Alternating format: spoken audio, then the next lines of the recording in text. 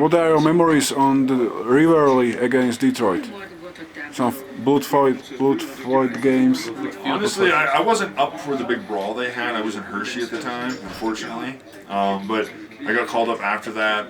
It was back when they had Joey Kosher and McCarty and that whole crew. And it was just always fun to play the Red Wings games because you knew what to expect. And everyone always says, "Oh, you must hate the Red Wings." I was like, I love the Red Wings because I knew exactly what I was going to get into every game, and I knew it was going to be a melee before you even got into the arena. So it was those games you got up for that they were just big games, and especially when the history was there.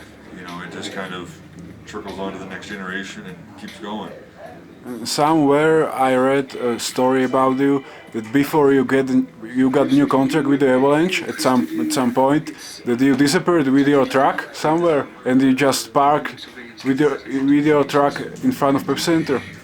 Oh, actually, I was driving a tow truck.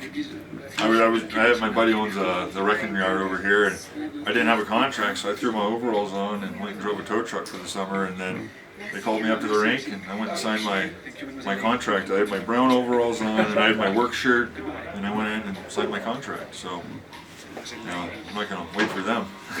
Life doesn't always stop or slow down, so keep on going. Do you think that in the NHL now there are no more some classic fighters like were you? This is different. There's so many rules. You can't take off a helmet. You can't look at somebody wrong. You can't tickle them in a fight. Like, it's just so stupid now to where they're just taking fighting out of fighting. It's like, you know, I had an interview earlier this year, and I think there was about 4 or 5 games into the season, and this is all over, you know, the 30 teams, but there was 80 injuries. Only one of them was from fighting, and that was from the George Peros and Ott fight early in the year, the first game of the season.